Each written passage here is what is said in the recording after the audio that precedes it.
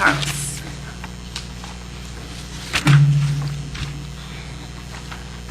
Hi, is this okay for the mic? Yeah. My name is Carlos Nixon. I live in West Eugene. As you already know, I am for rapid transit but opposed to EMX. So why come and talk to you again? I don't want to just repeat myself, but there have been several developments. I first of all want to comment on the workshop tomorrow. It appears to be on the topic of rapid transit, and I simply wanted to comment that it seems a little misdirected. I don't think the citizens of Eugene need convincing of the value of rapid transit, and that we need to keep distinguishing between rapid transit and EMX. Secondly, the LTD report on various EMX alternatives has come out, and I just want to note that buried below hundreds of pages of charts is the simple fact that the only principal non-EMX enhanced transit system, I never can remember if it's TSM or STM because the words don't seem to mean very much, does not include reduced stops, what you might call express service. How can you compare this system with EMX? It seems to nullify the comparison completely. On the one hand, you have a system, EMX, which has reduced stops and a lot of expensive lane tweaking construction. On the other hand, you have a system that doesn't involve expensive construction but doesn't have reduced stops. So I think that City Council should direct LTD to add a comparison with an enhanced system which does have reduced stops. As far as I can tell, also, there's no provision for parallel service on EMX routes that do have reduced stops. Normally, in any city I've been that has express bus service, which is effectively what reducing stops is, you also have a parallel system that stops at all regular stops so that people don't have to, so you offer both kinds of service. And so it seems like it would be an appropriate thing to find out how much would it cost if you had EMX. It's a reduction in service, not to provide those other stops, and how much more would it add to the cost of EMX if you did that.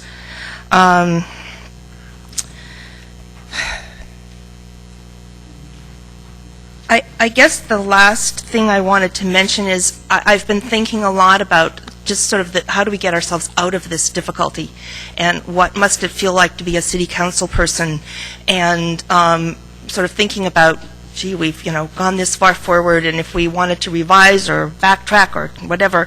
And I just want to say I think it takes courage sometimes, and there's always going to be some people unhappy, but if Peter DeFazio can vote the way he does on bailouts, go for it. Thank you. Eugene Drix is next, followed by Roy Vinson. Hi, Eugene. My name is Drix, and I'm very glad to be here. For the next 3 minutes, I will ramble aimlessly with a point. Thank you very much. I'm here because I haven't been here for a while, so I guess I will talk mostly about catch-up. Catching up on a few things. I was here last week, but there was no city council meeting last week, so I don't know if I'm a week behind or a week ahead. I live in the West University neighborhood.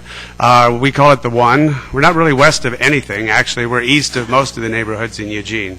We're not WUNA because we'd be the West University Neighborhood Association. But a woman named Charlotte Lemon years ago named us West University Neighbors because it sounded friendly. But friendly neighborhood, that's another whole story. We've got new neighbors in my neighborhood. It's kind of unique there because everybody moves in, they're here, very much here, and then they're gone. And they don't really feel like they're here. And there's more of them. We're one of the most dense neighborhoods in the city. So here we have a whole lot of people that aren't really here. And we get to work with that. And we are part of Eugene, and so are they, even though they don't know it. So take that to heart as to the problems we're all working on. We have a new chair in our neighborhood. We have a lot of sofas. They just put them in the front yard, and that is the logo for our neighborhood. If anyone needs a sofa, just drive by. But we have a new chair. We have new neighbors. We have a new counselor, Count Alan Zelenka. Welcome aboard, back aboard. Thank you very much.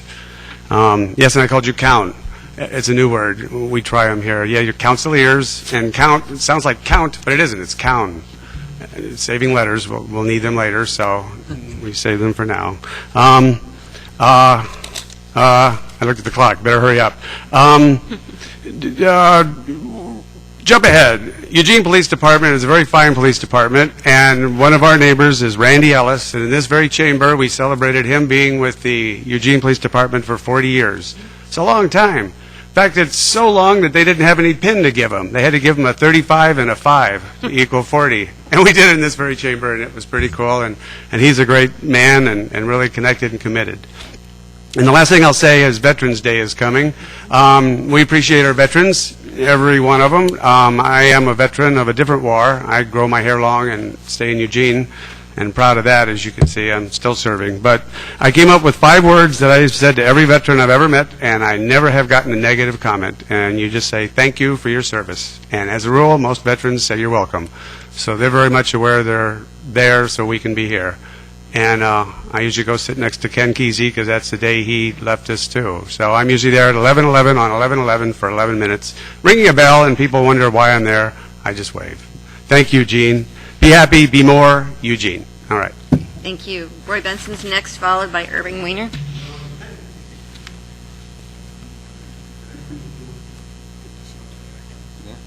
Hi, I'm Roy Vinson. I'm against EMX, and I have a business on West 6th Street. And 2 weeks ago was the first time I've been at the council meeting, and you mentioned, Mr. Poling, that you wanted to make sure people mentioned who they were talking about and whatnot. Well, I have one for you. 2 weeks ago, you were a little sensitive about the word rezoning. I read the apology that George sent you, and you replied back to him. But then the very next week, we had a big piece of property come out of the newspaper that was going to be needed to be rezoned. So I wonder if that's why you were sensitive, because of you knew about that prior to that. So the other thing I had is also 2 weeks ago, Ms. Ortiz had something to say about who we copied or who we modeled our EMX after, which was Bogota, Colombia. Never heard of the place. Did a little research on that. Bogota, Colombia has 8.5 million people. 1 in 8 people have a car, so that's 7 out of 8 needs transportation. They also drive their cars on odd days, license numbers, odd and even. It doesn't sound like anything like Eugene, Oregon to pattern that off of, so I was a little disappointed in that. Gosh, looks like I got lots of time left. I'm going to give it to somebody else, and Kitty, I had some things for you, but I don't have enough time for you, so I'm going to pass on it. Well, thanks for that. Irving Whiner is next, followed by Bob Johnson. Hey, good evening. My name's Irving Whiner, and I live in West Eugene, and the first thing I'd like to talk about is how ironic I think it is that the small businesses that fund the LTD don't get their concerns listened to. They just have a deaf ear turned. I'm going to talk about West 11th Street. West 11th Street is a major car street. They call it Highway 126, and it goes from eastern Oregon to the coast, and that's why I put my business there. Thousands of cars are on that road, and that's why these businesses are here, because we have cars passing by. It's a major road, and it's really hard for small business these days. We have to compete with the internet, and we have to compete with big corporations that actually sell things sometimes for pennies more than we buy them from. And so you wonder, well, how the heck could we even be in business? And it's because we give good service to our customers. We have parking places where a customer could pull right up to the front door, go into our store, where we have 3 or 4 times more salespeople per customers, wait on them, give them good service, and carry the product right out to their car. EMX says they're going to take my parking places and they're going to pay me for them, but that's really an arrogant or ignorant thing to say, because they might think that my parking places just are some square foot of thing. But if you look at my net income every day and you divide it by the amount of parking places, my parking places have this value for the rest of my business life. And that's what I think you're taking away from me, that money every day for every parking place. Another thing I'd like to say about this, where he talks about rezoning, I think that if EMX goes there, it will de facto rezone my business, my street, because 2 years of construction, people avoid construction. They hear it on the radio, stay away from this street because there's EMX construction. They go somewhere else, and by the time this EMX is built, they've changed their shopping patterns, and many of the businesses will be gone. So that's what I have to say for this week, but I'll see you later. Bob Johnson is next, followed by Wendy Butler Boyanson.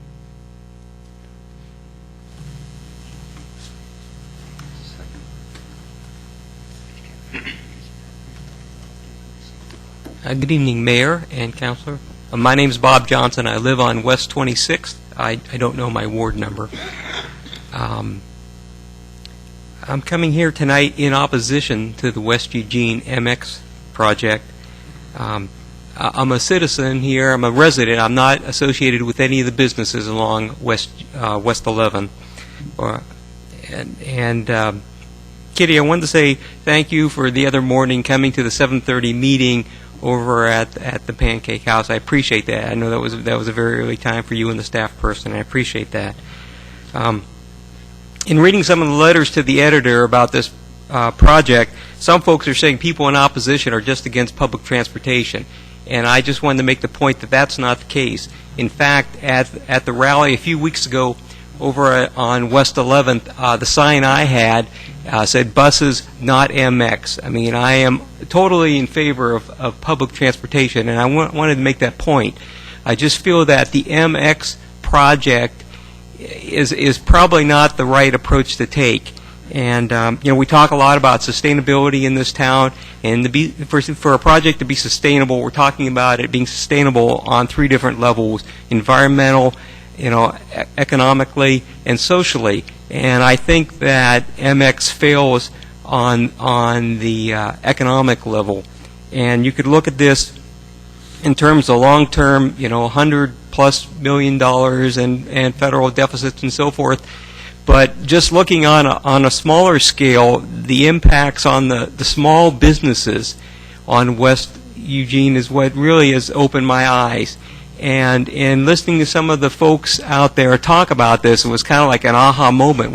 Now I see why you're opposed to this. Why this loss of a few parking spots, why that's very important to you to maintain a viable business. And that just rings true with me. Not every project that works elsewhere may work well in Eugene. I can think of a couple examples. We go back to the 70s and think of the downtown pedestrian mall, and that didn't work out so well here.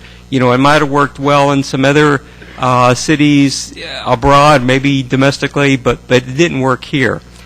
I'm also concerned about transportation that's linked into dedicated lanes and corridors. I think it makes more sense to go for a transportation system that is nimble and flexible, so you can do changes over time.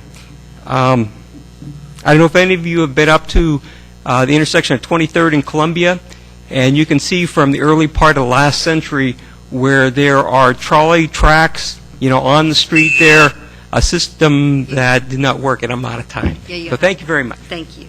Wendy Butler Boyanson, followed by Robert Rubin.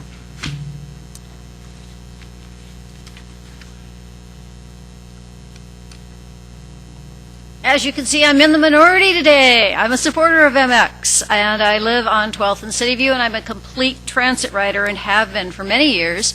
And even before my husband had his stroke and we got rid of the car, we had one car, and I rode the bus, and I took the kids wherever we needed to go on the bus. I'd just like to say I'm really excited about the alternative analysis report that came out from LTD. There's a ton of information. If you've been following it from the very beginning, you can see all the changes that have been made and all the possibilities for mitigation that are out there for the committees to look at. I'm really encouraged by that. As far as the concerns of the business people, you don't need cars to have your business. You need people. I'm a consumer. I am a shopper. Everybody who rides the bus with me goes out and buys things. And for all of us who are trying to have a smaller carbon footprint, or we just don't have access to a car, if we're going to spend our money, it has to be someplace that we can get via transit. And I haven't noticed that all the merchants along Franklin Boulevard have gone out of business as a result of having MX. People are saying that it's not proven. We've been running it here for a couple of years, and it's a fantastic success. Eugene does work with MX. It's a great system. It is flexible. If you ride it a lot, you'll notice that there have been places that some small construction things have had to be changed. And because of the flexibility of the system, they can go out and they can do it. They can move a stop, they can move a curb, they can do this and that. And I'm just very, very encouraged with how flexible it's been, how successful it has been. I'm really looking forward to it coming out on West 11th. That's where I travel. My husband is handicapped. The MX buses are much easier for him to manage than the traditional buses, and we try not to use RideSource because that's so expensive to the whole system. And the parallel system, I think by having buses every 10 minutes, having stops a little bit farther apart, it's a trade-off. And when we lived in Seattle many years ago, before they extended the light rail, monorail thing, there were business people who rode that little monorail just from Queen Anne to downtown and back because it was such a simple, quick way to go places and get your business done. And they finally, after many years, voted much more billions of dollars to extend that system after turning it down and saying we should have done it before. I would hate to see Eugene do that and coming to the point of saying we really should have done it when we had the chance. That would be just such a shame because this is a great opportunity right now. So there you go. Thank you. Robert Rubin is next, followed by Ted Sweeney. Good evening, everyone. I'm going to pick up right where I left off last time about whether the costs of this project are equal to the benefits.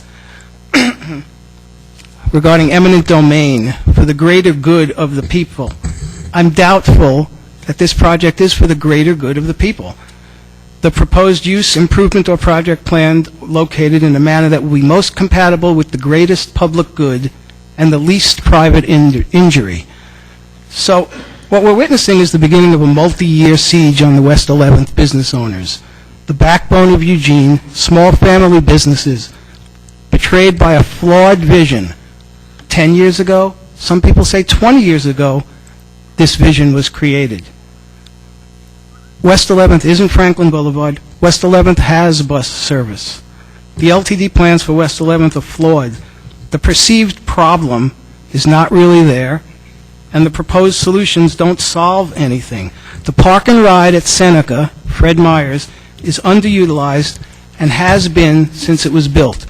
West 11th is comprised of auto-related businesses, drive-through restaurants, and businesses where you need a car to get your purchases home. Mattresses, furniture stores, Lowe's, Home Depot, aquarium stores, auto repair, and auto parts. EMX on West 11th will not eliminate any auto traffic. The flawed expansion plans call for fewer bus stops at intervals further apart.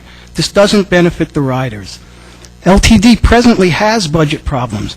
They predict a service reduction of 20 to 25% over the next 3 years. LTD has already cut services this year. LTD says the West 11th EMX will cost $1 million in its first year. The 30% matching funds the state will have to contribute could be $25 million or more. I'm offended that LTD is spending money on these buttons to convince someone that they support EMX. The WEE plans are flawed. Number 3, support planned use catalyst for planned transit-oriented development, vacant and redevelopable land near the alignment. They give the lowest rating to no build. They give a 4 rating to West 11th. The land is going to be the same whether they build or not. This is flawed data designed to influence people to think that no build is worse than choosing West 11th, 13th. I'm concerned that the city's going to, or is the city going to waive? Thank you very much. Time's up. Next is Ted Sweeney, followed by Brent Woodrich. Good evening. I'm from Ward 3, and I'm here tonight to speak in support of West Eugene MX. Students use MX heavily. Putting MX out West 11th is going to open up that part of our community to students. It will open up campus to people coming from that part of the community. Campus has a severe parking problem. I'm not sure if you've heard.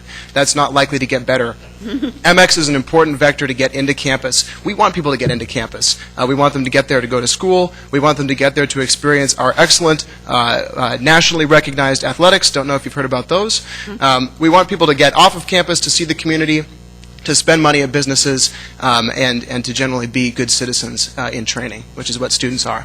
So thank you very much for considering this opportunity. I'm excited for the opportunity to have federal funding help us gain this important project in our community.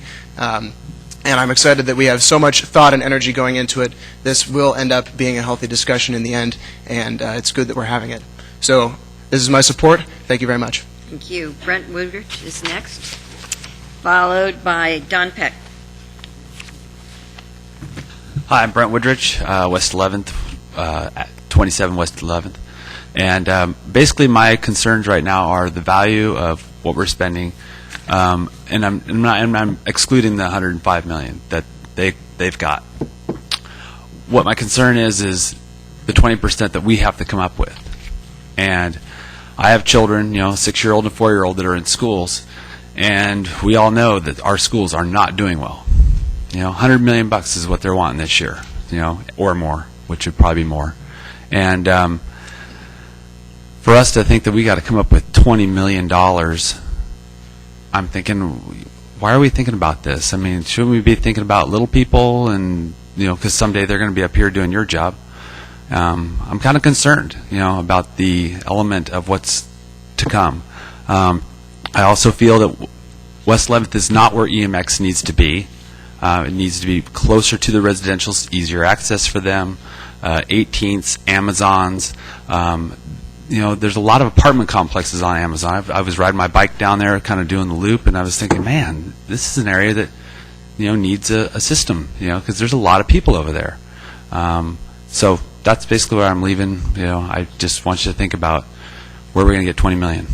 Thanks. Thank you. Don Peck is next, followed by Eric Gunderson.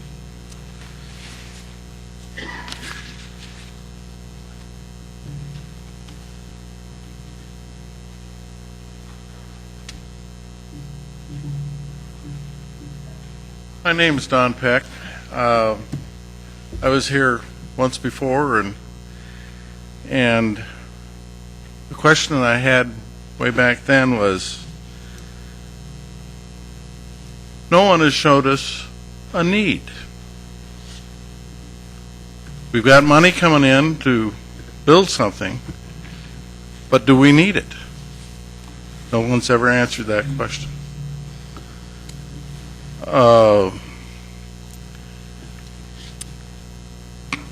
I do quite a bit on River Road, and notice double buses on River Road where they have the little places to pull in.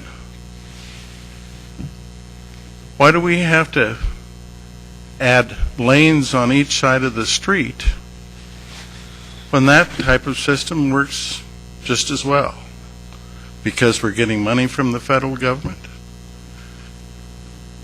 To me, that is not an answer, folks. I'm sorry. But I'm not against a bus system. But I'm against the system because we're getting money from the federal government to do it. That is no answer. You have the right to solve the problem. Thank you. Thank you. Eric Gunderson is next, followed by Larry Banks. Hi, I'm Eric Gunderson. I live in way west Eugene. Thank you, Mayor and Councilor, for the opportunity to be here and listening to all of us. I've traveled West 11th and 13th for twice a day for over 20 years. And I also own a rental house that's on Jefferson Street that would be on one of the corridors. And I'm a small business owner in downtown Eugene, and I support MX. And I think of three reasons why I think it's a good thing for our community. I think it's good for business, it's good public policy, and it's part of a solution of our future transportation needs. I was recently at a conference in Portland about transportation in which a statistic that the residents of Portland travel 25% fewer miles per person than the national average. That's because of a variety of transportation strategies: cars, bikes, streetcars, train, light rail, commuter rail, and so on. We're clearly not Portland, but can you imagine saving anything like 25% of vehicle miles in our own community? That's roughly equal to the population growth we see in Envision Eugene in the next 20 years. So there's a balance there of how we invest in our transportation future. We can build MX for 1/10 the cost per mile of rail. And for a community our size, it just makes much more sense, I think. And there's a younger generation of people out there, that my kids, that look at transit and their communities differently than I do. I'm still used to cars and things. They're looking for walkable communities. They're looking to live in dense areas. They're looking for homes that are near transit. They have a different vision of what their communities look like, and I think it's an excellent future. And another thing about MX in terms of public policy is it reduces our dependence on gasoline. We burn 4.2 billion gallons a year, for which we're dependent on other countries. So good policy. Transit's also good for business. We buy group passes for our own employees. We've been several times the winner of the Commute Challenge, and we're pretty proud of that as our own business. But in a larger sense, development likes transit. A speaker on transit-oriented development at a recent conference noted that real property values near transit lines have actually held steady through the recession, whereas those in outlying areas have been the ones that have dropped to a much larger degree. So transit is good for property. Transit brings riders to your businesses. In fact, I was just reading in Chicago, there's a real estate company that specializes in finding you homes and business sites near the L. Transit on fixed routes like MX helps shape the growth and development of our communities. New development follows transit. Lastly, I don't have money for... Thank you. I support MX. Thank you. Thank you. Larry Banks is next, followed by Fran Corno. Hello, Mayor and Councilors. I'm Larry Banks, Ward 1 resident. And as a Eugene resident and business owner, I want to support MX as well, and I urge all of you to do the same. For me, no build is not an option. That is cars and status quo and traffic.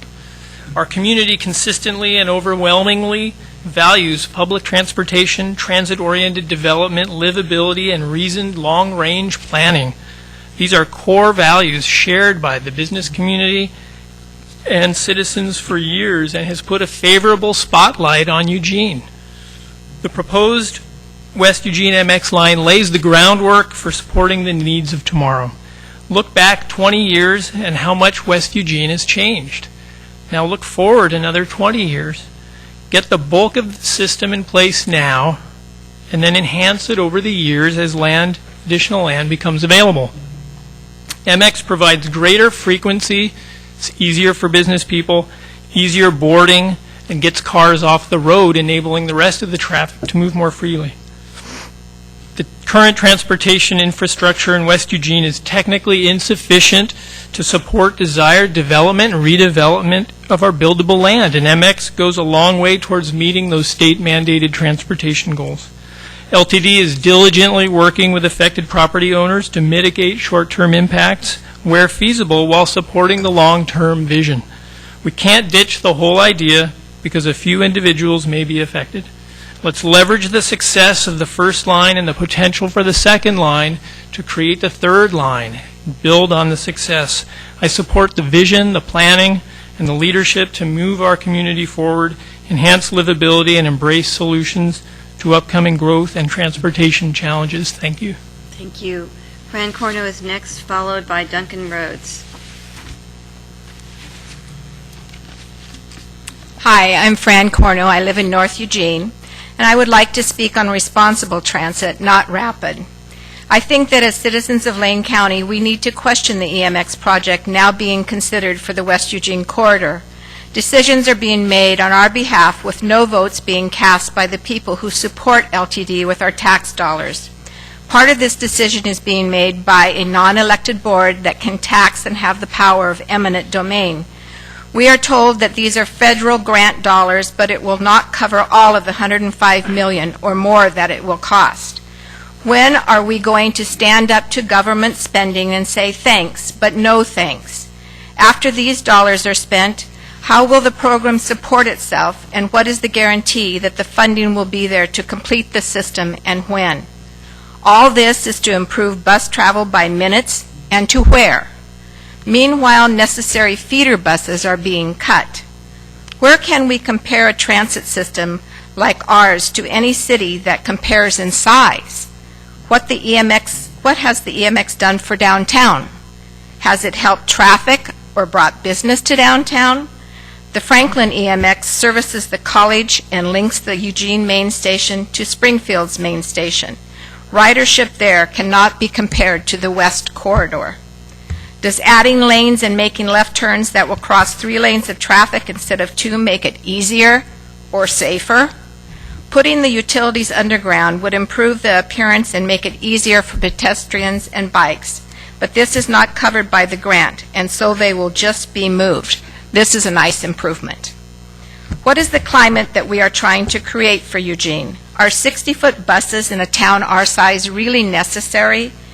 This is the wrong picture for growth. Bigger is not always better. We need to create an atmosphere where people will want to live and work. People move to Eugene because they don't have to worry about getting across town and commuting, not to see how fast they can ride a bus around town. Thank you. Thank you. Duncan Roads is next, followed by Kimberly Glayton. I'm Duncan Roads. I live in the Whitaker district, and I'm in Andrea's district. 2 weeks ago, 10/27, we had a meeting at the Whitaker Community Council, and 2 of the women that came to the meeting were quite upset on a report of a recent attempted rape on the Riverside Path there. One of the women had been considering getting a job at Valley River Center and has abandoned that plan. She's scared to walk the sidewalks now. I've spoken to neighborhood services and the Monroe Police Station. Evidently, there are self-defense classes available for $100 a pop or something like that by the community college. I wondered if there might be some way we could arrange for free women's self-defense classes for these women that are now scared to go out on the sidewalks at night. And I'd like to see whether we can put additional lighting on those paths and possibly emergency call boxes. We're going to address this in our meeting this Wednesday, and I'll send you our minutes, but it'd be helpful if we can work something out, because we've got some residents that are scared to walk around. Kimberly Glayton is next, followed by Bob Matrioni.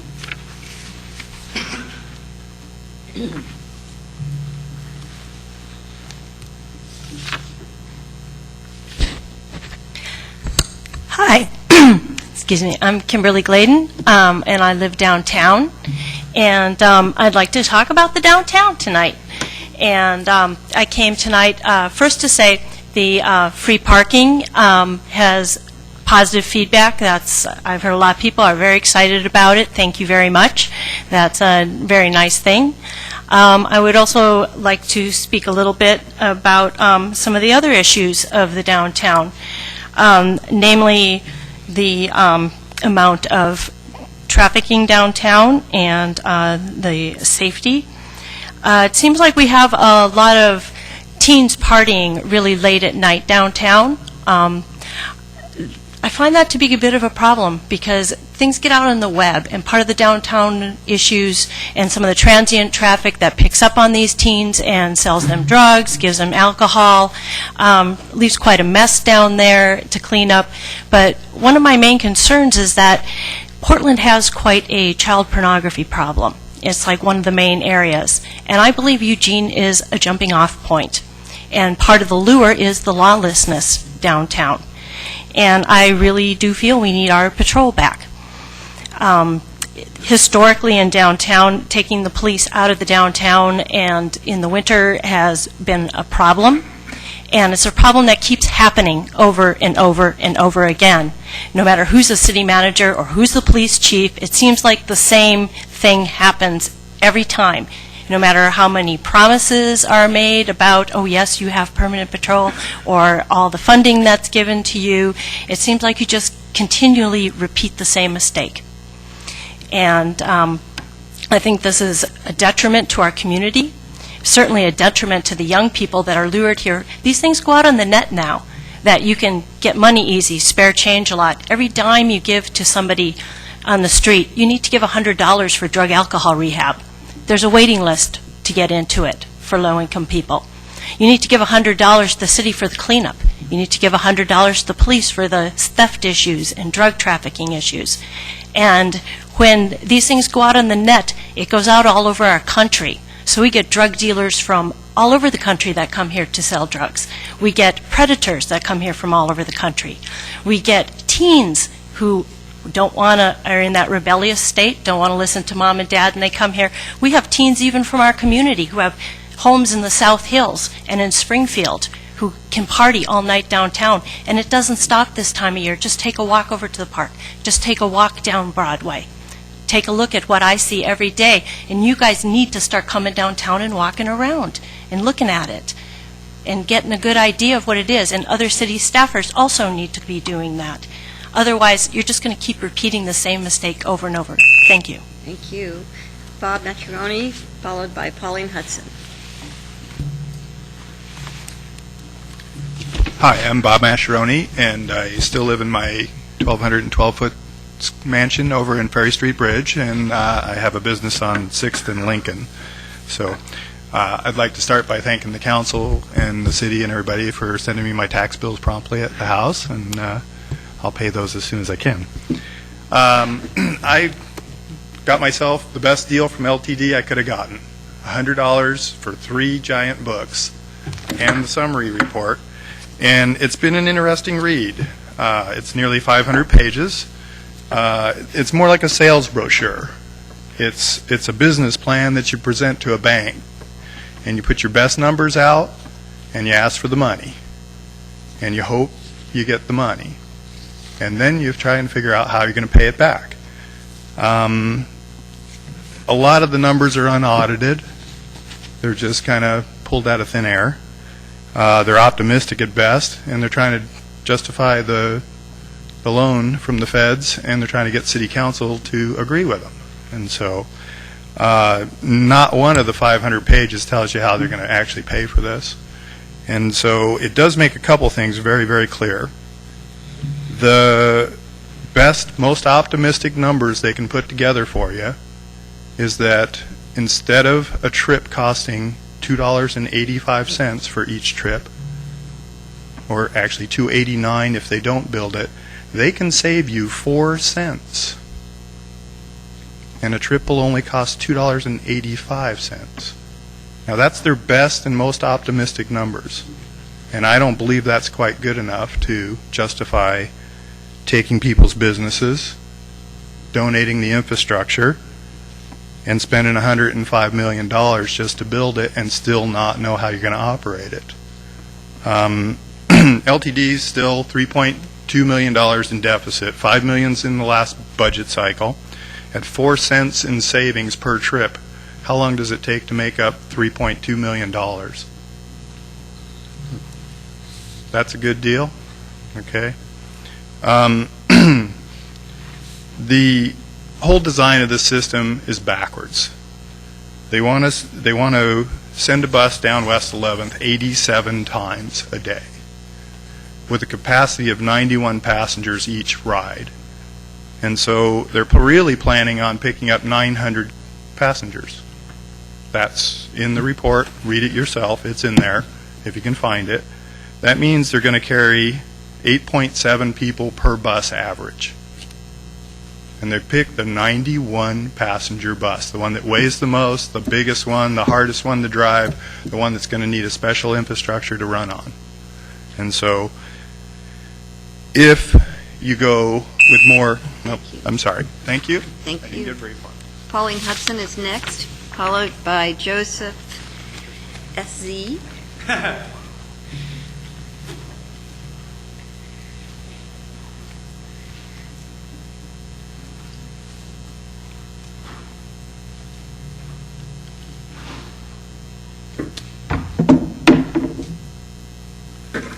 Good evening. My name is Pauline Hudson, and I live at 1025 Taylor Street. This is to a large group of people, amongst them the WEC, the Envision Eugene people, planners, developers, consultants, etc. The disaster that West 11th will turn into if this MX route is chosen doesn't have to happen. No businesses closing, no jobs lost, no wrecked lives. And don't forget the loss of tax revenue to both the city and LTD. No redevelopment plans with their special overlay zones, rezoning, and mixed-use developments can take place unless you destroy what's here now. And would you be living there and taking the bus to work? The reason we've been promoting the 6th and 7th Avenue and 7th Place alternative is to keep this disaster from happening. It doesn't have to happen. First, going down 6th and 7th requires only a reassigned lane and a minimum amount of construction for bus stops. No viable commercial corridors destroyed. Secondly, this route leads northwest to Bethel, which is the only area around Eugene big enough to build future large-scale housing and business developments, which are essential to LTD's long-term financial health. High-volume ridership cannot happen down West 11th. The land simply isn't there. Put yourselves in the position of having your own lives ruined, the devastating effects of unemployment and homelessness. We have never been against public transportation. We simply believe it should be in the right place for the future. Please build your developments in a place or places where you don't have to destroy what's here now, and also destroy successful commercial activities to do it. With LTD's massive public relations campaign going on, please don't forget whom you represent.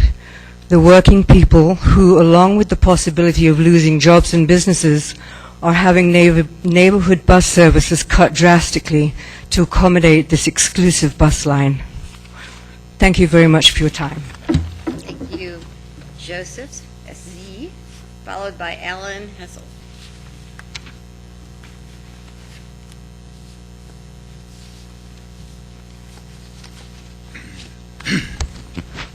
Good evening, Mayor, City Councilors, staff, audience, business owners, students, residents, people of the world. My name is Joseph Shinichi. I live at 1025 Taylor Street, Ward 1. And I'd like to agree with Kimberly earlier. I was in Berkeley when the hippie invasion started hitting. You know, we had free drugs, free sex, free this, free that. The town went downhill, believe me. She's talking about the right stuff. When you get masses of people, it really does go downhill. Unfortunately, as far as I'm concerned, Berkeley never recovered from the early 60s when it was a mellow town.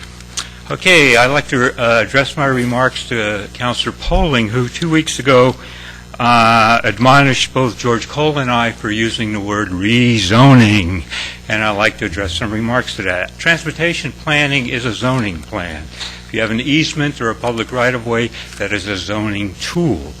Transportation planning at this point predominates over land use planning. Land use planning used to predominate since the middle 90s or so.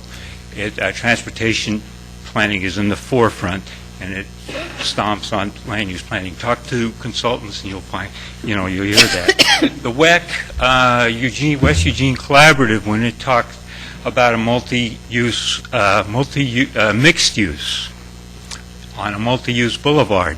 Mixed use is a rezoning of what you have there right now. That's a new zoning tool. And in Envision Eugene, you're talking about densification and mixed use. Those are zoning tools. So George Cole and I are not the first ones to be talking about rezoning. The WEC was 2 years ago. The report came out, started out 3 years ago. And then lastly, in the LTD purpose and need statement, here's their quote from Chapter 2.2.1 in their alternative analysis.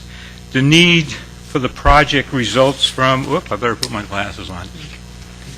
And number 8, local and regional land use and development plans, goals, and objectives that identify the West 11th corridor for residential, commercial, retail, and industrial development to help accommodate forecast regional population and employment growth. So, you know, we're not the first ones talking about it, Counselor, and I think you understand that. I think you got word from some of the other folks that work with you. And as a last statement, the technical reports for the alternative analysis are not coming out till the middle of January. How much time does that give you, let alone some of us folks, to look at that and see if the information that is given is accurate? You know, you've got another funding cycle in 2 years. You don't have to adopt now. Alan Hessel's next, followed by Amy Wade. Alan? Don't see Alan. How about Amy Wade? Don't see Amy Wade. Paul Nicholson. Followed by Drew Saris. My name is Paul Nicholson. I live at 1855 East 28th. I also own one of my stores is on West 11th. I really didn't come to speak for or against Amex. In fact, I think the problem is I've accumulated hundreds of pages of technical data on it, and I've been collecting data from other cities with comparable sized transit districts. The whole problem is that Bob Marchione has gone out and gathered all this stuff, read it carefully, thought about it, but I'm very skeptical that many of the people who are making the final decision have committed the same kind of scrutiny and careful thought about the system. I'm sure that we could come up with a high-quality service on West 11th. Amex is not anything in particular. It's actually a bunch of constituents glued together. I mean, it was originally called BRT. It wasn't BRT. They didn't have a dedicated right-of-way. They still won't have a dedicated right-of-way on the new system. You know, what they're proposing is a system with a bunch of properties that are somewhat randomly collected. And you know, no one has ever really had an independent examination of the system, whether it's effective, whether it's a good way to spend the money. It may well be, but this is no kind of a process. You know, we've got the money, now we're going to build the thing. It should have been the other way around. I read in their own propaganda that this is a comprehensive plan that's been in the working for years, and yet the people whose lives will be disrupted on West 11th are being confronted with a specific building program, you know, at the nth hour. And if this was a plan, why didn't we, you know, really examine the whole plan up front, in advance, before the money, and, you know, then it would be appropriate with some community consensus. You're essentially presenting a false alternative to the community. There are many ways that this could be constructed, many alternatives, and none of them have been given any kind of a systematic, independent examination. And, you know, I urged the council when they built the first BRT, or that's what they were calling it then, MX. Thank you. Have a definition for success. You declined to do it. Thank you. Drew Saris is next, followed by John Evans. Hi, my name is Drew Saris, and I'm a resident of Ward 1. I'm also a member of the University of Oregon's Climate Justice League. It's a student group on campus. I've come to a few meetings here now to give public comments. And I've also had the opportunity to hear people speak on both sides of the EMX issue. During each meeting here, I realize how few chances there are to create constructive dialogue between both sides of the issue. I know that there are many people here tonight, including myself, that only know each other through this microphone. We are not talking to one another and having meaningful discussions about this crucial issue as much as we need to be. Instead, most of us make assumptions about the other side without taking the time to listen. However, by taking that time to talk, we may find common ground and potential solutions. In pursuit of this goal, the Climate Justice League at the University of Oregon will be holding a community conversations event on November 29th. We do not hope to solve the EMX issue, but we do hope to create meaningful dialogue between people of different viewpoints. So that's on November 29th at 7:30 p.m., an off week for City Council. Since everyone could come tonight, we figured everyone would be able to come to that meeting. At the U of O campus, the Climate Justice League invites all of you here to attend the discussions. We will be sending out announcements within next week, but feel free to talk to me after this meeting. We would really appreciate starting this dialogue, because most of the time students do not take the time to come out to City Council meetings, and thus they do not get the chance to talk to me, people in the community, and we'd like to start those conversations. Again, on November 29th at 7 p.m. at the U of O campus, a community conversations event will be put on by the University of Oregon's Climate Justice League. Thank you all for listening, and I look forward to having discussions with each of you away from the podium. We're reserving a room. We're reserving a room right now. We have limited funds, so we're trying to find one that's cheap. But I'll send it out in the announcements. If any of you would like to hear more about it, contact me after, and I'll make sure to add you to the email list. Thank you. John Evans is next, followed by Larry Swick. Hi, my name's John Evans. I'm an employee of Lane Transit District. I'm here speaking on behalf of Lane Transit. Just wanted to provide a brief update to the council. And first of all, we are having a transportation forum tomorrow morning at the Eugene Hilton. I'd like to invite all of you there. It's a great opportunity to hear from a diverse section of the community just about, what their concerns are and what our future may hold. I also wanted to quickly go over just some of the benefits of MX service in West Eugene and some of the reasons that we're looking at it. This community's looked at linking transportation and land use for over 40 years. There's been several plans and policies in effect, and this council, the Board of Commissioners and the LTD Board selected West Eugene as the next alternative to look at in terms of where to expand a successful MX system. MX is the right solution for the problem that has been identified on West 11th. It's identified by ODOT as one of the 40 worst choke points in the state. It's at capacity now. In the next 20 years, it's not going to get any better.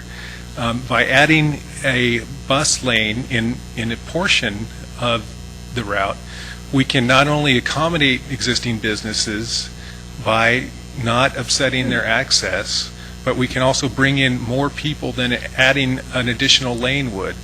By adding an additional lane, there would be a lot more construction impacts, and there would be less capacity on that roadway.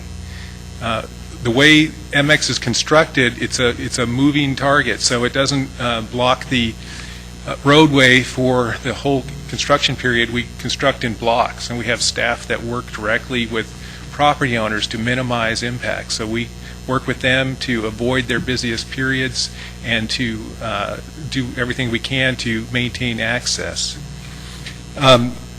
You've heard several comments tonight that I just quickly wanted to get to, that there'd be a $20 million obligation by the city. There's no local match required for construction of MX for the West Eugene project.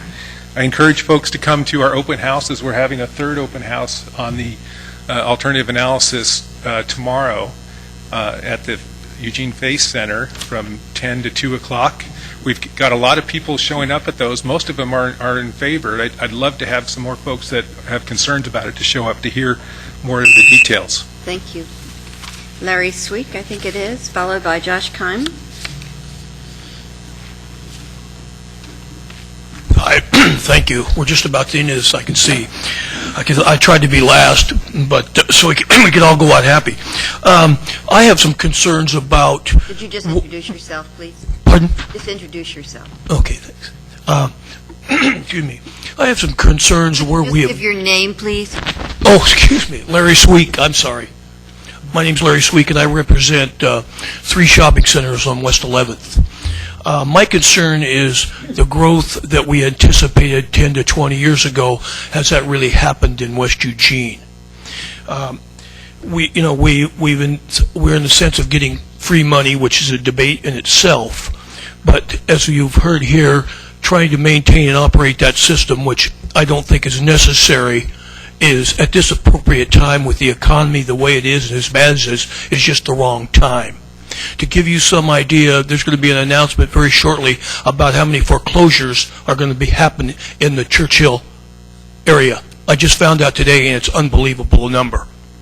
Also, we're talking about small businesses. I've got 7 to 10 businesses that my ownership group has been supporting and helping these people that have been doing this for over 10 years. They cannot stand to go through 2 years of construction. They will be gone. And you're taking one individual's drive-through, and most of these people, they told me that, hey, this is my livelihood. There aren't any jobs for me to get. So at this time, it just doesn't look like it's the right time to move forward with this. And that's just basically what I wanted to say. Thank you. Thank you. Josh Keim is next, followed by Charles Hibbard. Hello, Joshua Keim. I live in West Eugene, also own businesses in West Eugene and in the downtown core. I'm here tonight to speak about the issue of homelessness in the downtown core and the failure for the council to find a remedy to the situation. I'm a property owner at 55 West Broadway, right next to Lazar's Bazaar. Recently have received a notice of civil penalty for the trash and the debris that accumulates on my front doorstep every single night in the amount of $420 a day. In order to appeal it, I have to come up with a $250 appeal fee to appeal this civil matter. And basically I'm issuing a notice of failure to the City Council to deal with the situation. I have been sweeping the sidewalk in front of my business every day for the last 10 years since I bought the building, along with my neighbor's sidewalk. And it's very upsetting to me that I have to deal with this every day. The feces, the spray painting, the vandalism, the breaking of the windows, you name it. Right next to my building in the U.S. Bank parking lot, there's a giant sign, it's probably from the 70s, it says, "Welcome to Eugene." Underneath that sign is a series of dumpsters, a bunch of trash cans with all kinds of trash sitting underneath it, human feces, etc. The bar scene down there contributes to the overall chaos of the area. And, I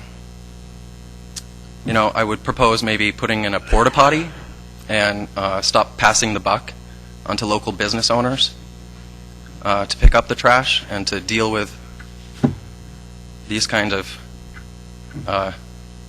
unjust lack of due process. Thank you. Last person tonight is Charles Hibbard.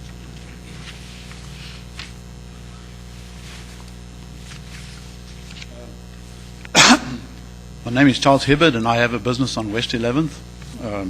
My business won't be impacted by the driveway and that, but my concern is I moved from Johannesburg, South Africa, a very, very big city. I lived in San Diego for many years, and I left San Diego because they were,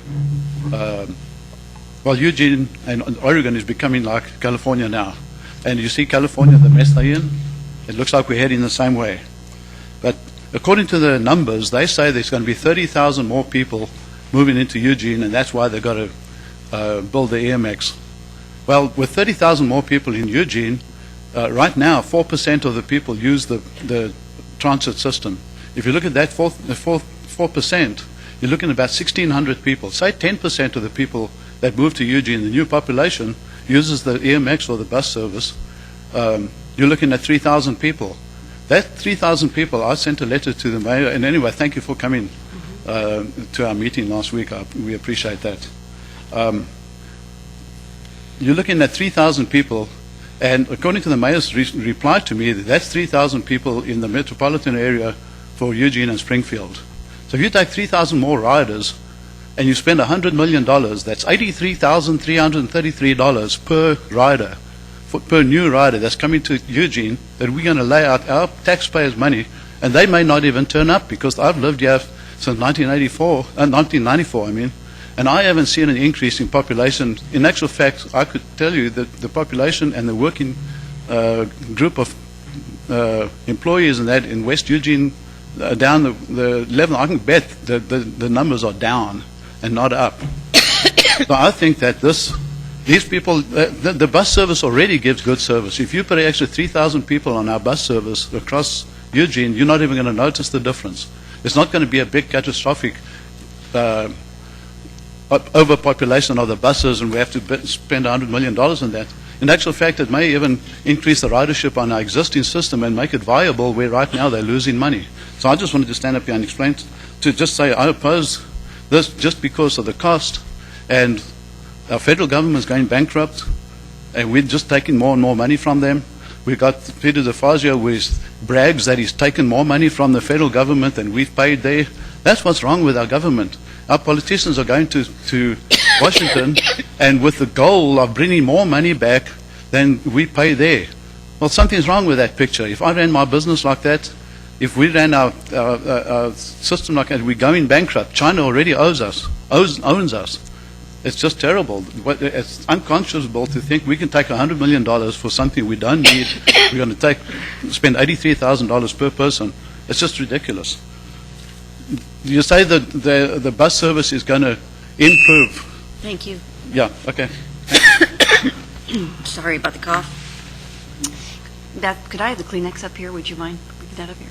Oh, there's some over down here. Thanks. Okay. So I'm going to close the public forum and ask for comments from City Council. And I will just start out by saying really appreciate Drix's comments about speaking out and recognizing Veterans Day. We all want to acknowledge and recognize Veterans Day and thank our vets for their service to our country. And I also want to say thank you to everyone, but I particularly appreciated hearing from our students and their idea for a community conversation where people really have an opportunity to talk to each other as opposed to at each other. I get that. So thank you for that, and we'll look at our calendar and we'll hope to hear from about where the location is. Councilor Clark. Thank you, Mayor. Thank you, everyone who came and spoke tonight. I just want to say that I think that tonight was exceptionally productive from my standpoint. I heard a lot of things I hadn't heard before. I heard a lot of things that I think were useful to the conversation. I'm still in roughly the same place I've been since the beginning of this conversation around MX, that I lean towards no build at the moment, and for the same three reasons that I've mentioned before, that I think it's got an extraordinarily large and disproportionate impact on the business owners on West 11th. I'm troubled by the power of condemnation that's held by unelected folks, and I don't think that we have a sustainable operational funding model in place to be able to run what we build, and we've done too much of that already. There were a couple of things that I wanted to note that I thought were great comments. I know there are other councilors that have mentioned the idea that they may like the 6th and 7th corridor idea. I tend to prefer that one myself if we're going to build this at all, or to have this conversation as a preferred area. And part of that is around the comment that I don't see Wendy still here, but one of the things that she said that struck with me was that you don't need cars, you need consumers. Well, okay, I get that. Businesses need consumers on West 11th. That's true. but most of those consumers are coming in cars, and I believe they will be for some time. They're not going to come on buses. I think that the value of the value of MX and the value of that kind of transit system is actually to move employees more than it is customers or consumers. West 11th is currently configured as a more retail-oriented corridor, and I would think that if where we're going to build more areas for jobs, that should be part of our consideration for where we would enhance transportation. But for those of you that have mentioned things about zoning, I don't think that there was clear communication in what George was saying before, but be clear around Envision Eugene, we're very much planning for West 11th to be transportation dense, and we've seen the pictures to do it. That's the plan that's being created, is 3- and 4-story buildings up and down the West 11th. That's what's been shown to us in tentative drawings, and that's the direction that Envision Eugene is going, and it's intentional to put dense building along transit corridors. So the question is it an appropriate transit corridor? And I'm not sure I am ready to say that it is. Councilor Pauline. First of all, Drix, thank you for your service to our country.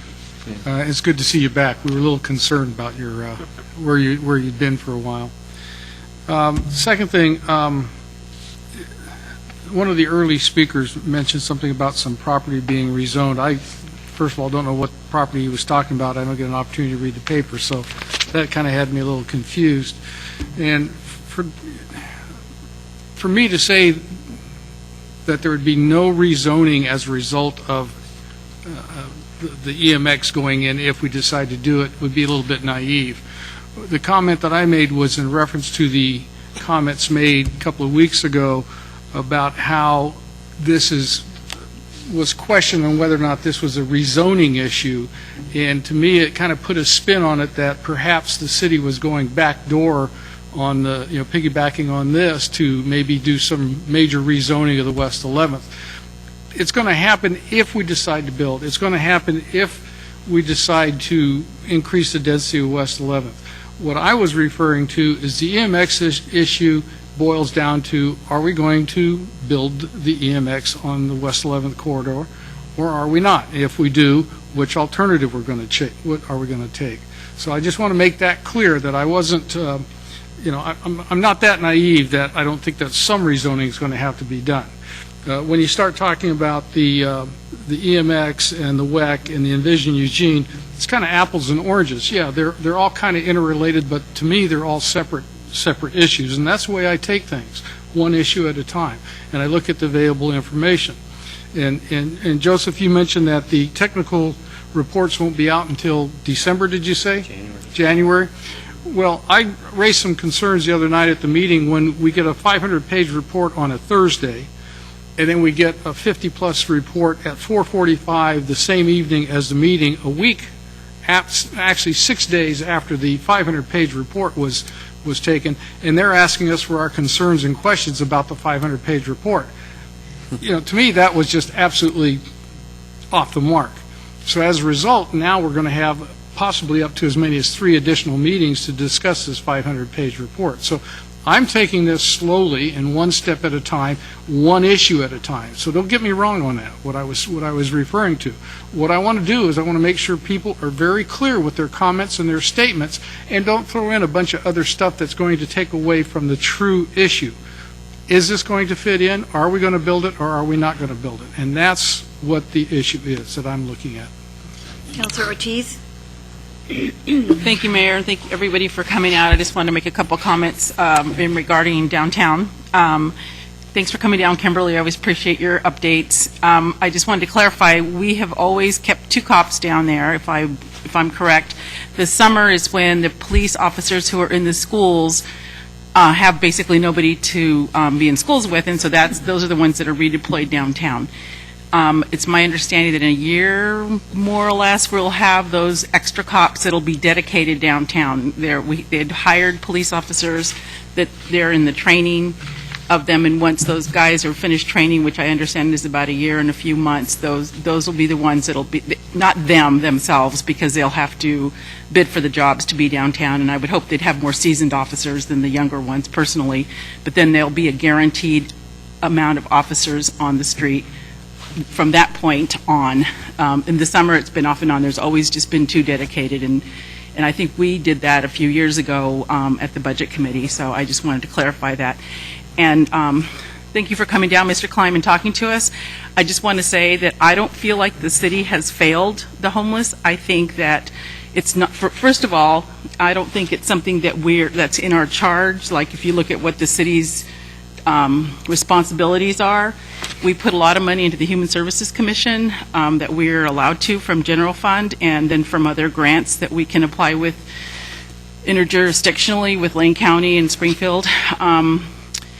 I think we do a lot, but I don't think we're definitely not done, and we haven't hit where we need to be, but I take kind of just a little bit of exception. We're not saying that we're doing the best we can do better, but I think we're working on it. And so I know I'm really also concerned about a lot of the children that are down there, all the children actually everywhere in the world, especially in America. So I just wanted to make those comments. Thank you, Mayor. Councilor Clark. Yeah, just one other thing. I see that Paul Nicholson's still in the back, and I wanted to know that I heard him. I thought his point was right on the mark. Have a definition for success. That's a really great way to kind of focus this in. For us to look, as the city manager has extolled us to do so many times, for what is our best outcome here? What are we trying to see happen? What's the best thing that we want to see? And I think that that's kind of at the core of this discussion, is a kind of competing vision. Is West 11th going to be dense, multi-story development, and none of the businesses that are there right now will be there? Or will it be, and it'll be something different?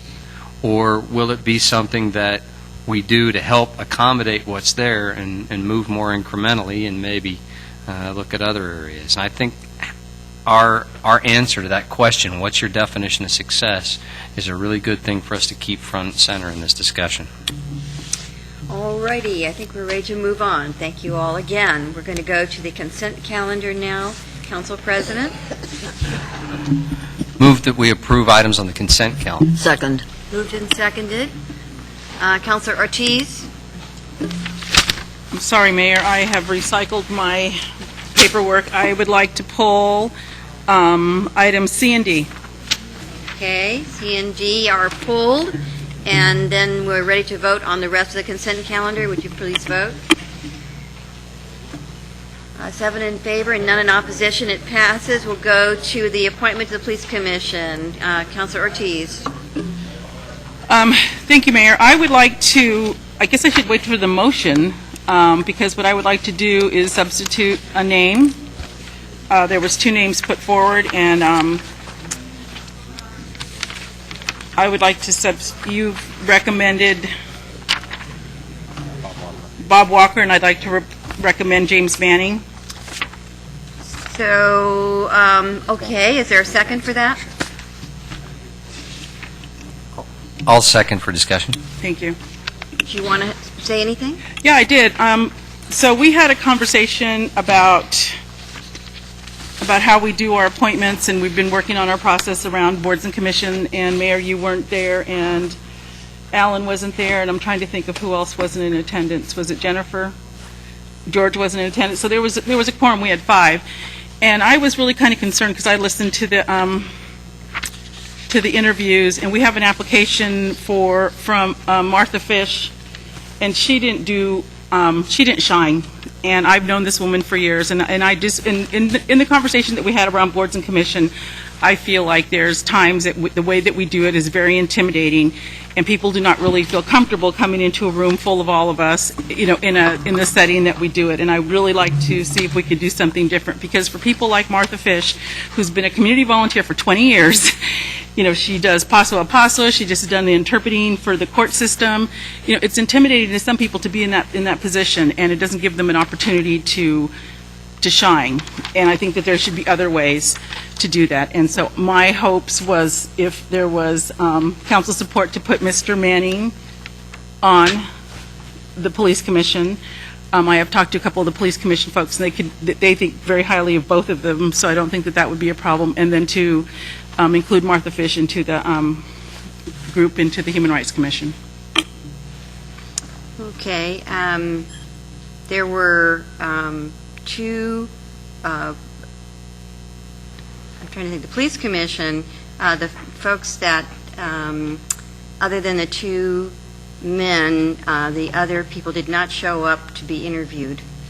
And so I made a decision to move along to look at the two that did show up for the interview. And Mr. Manning and the other, what's the other guy, Walker?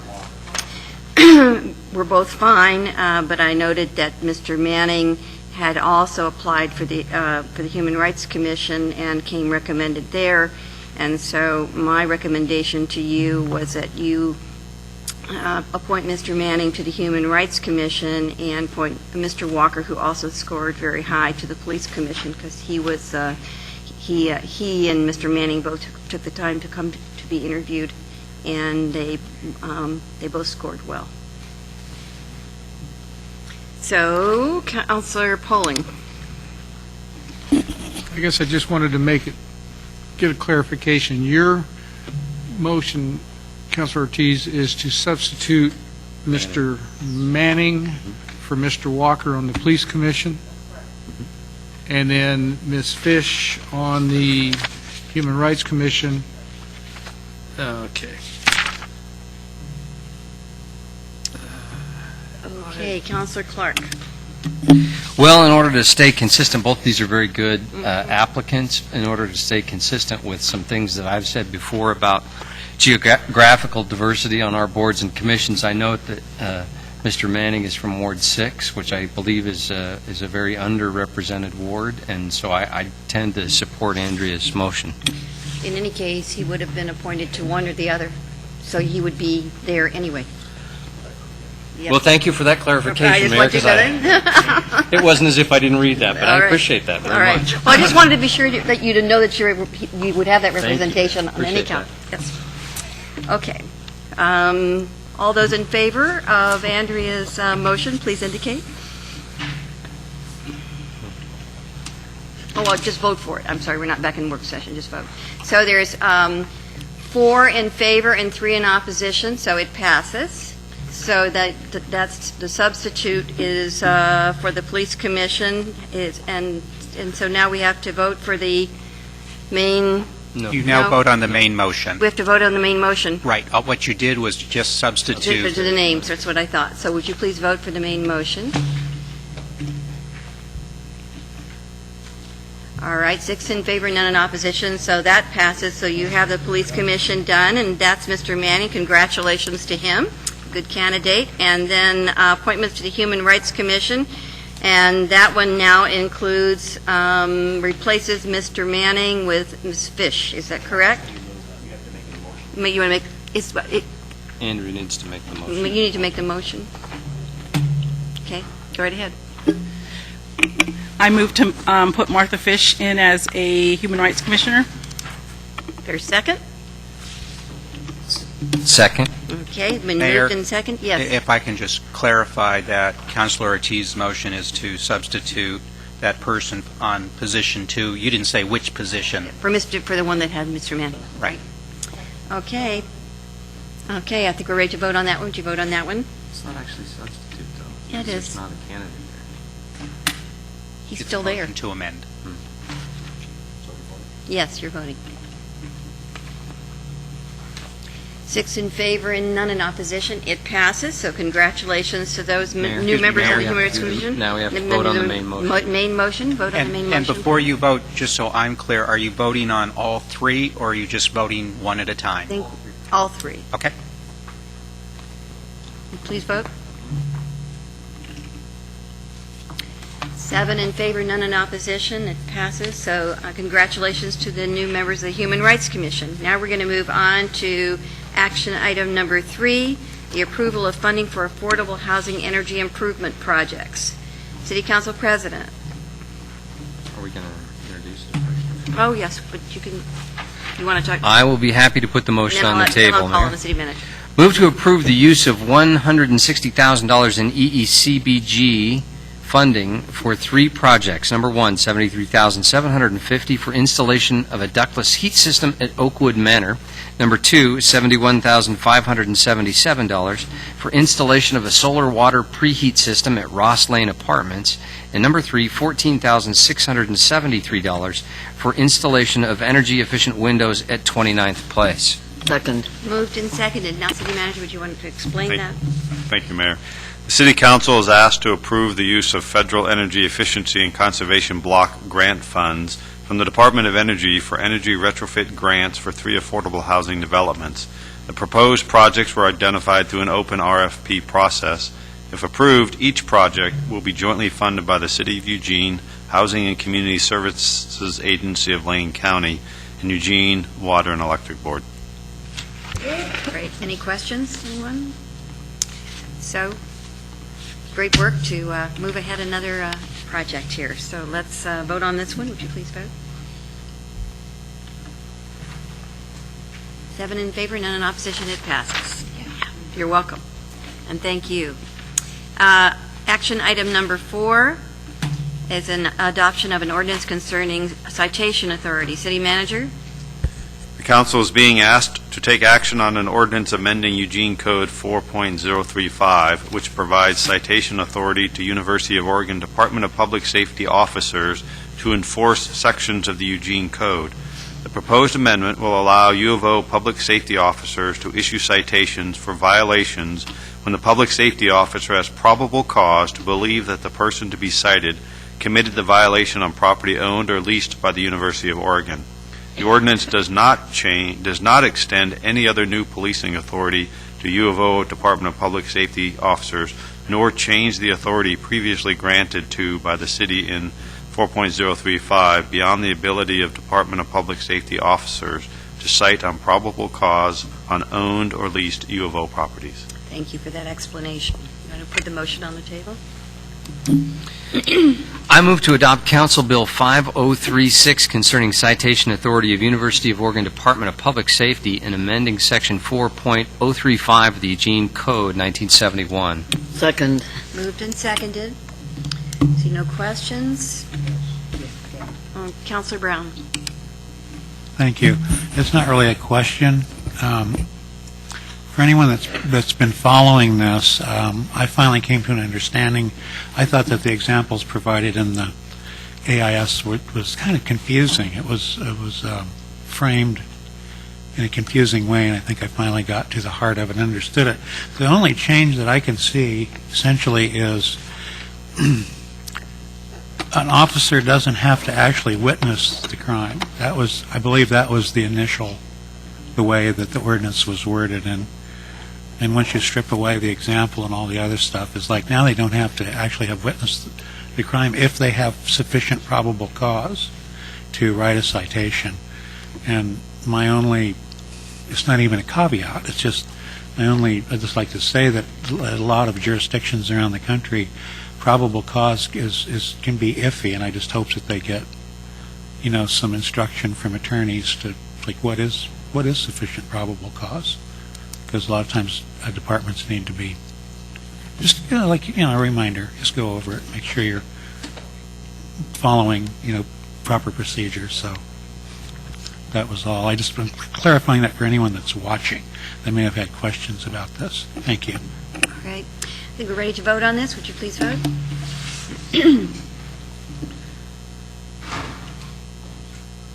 7 in favor and none in opposition. It passes. And with that, we are going to end the council meeting and we'll reconvene in the McNutt room for an executive session. I thought you were holding pretty good.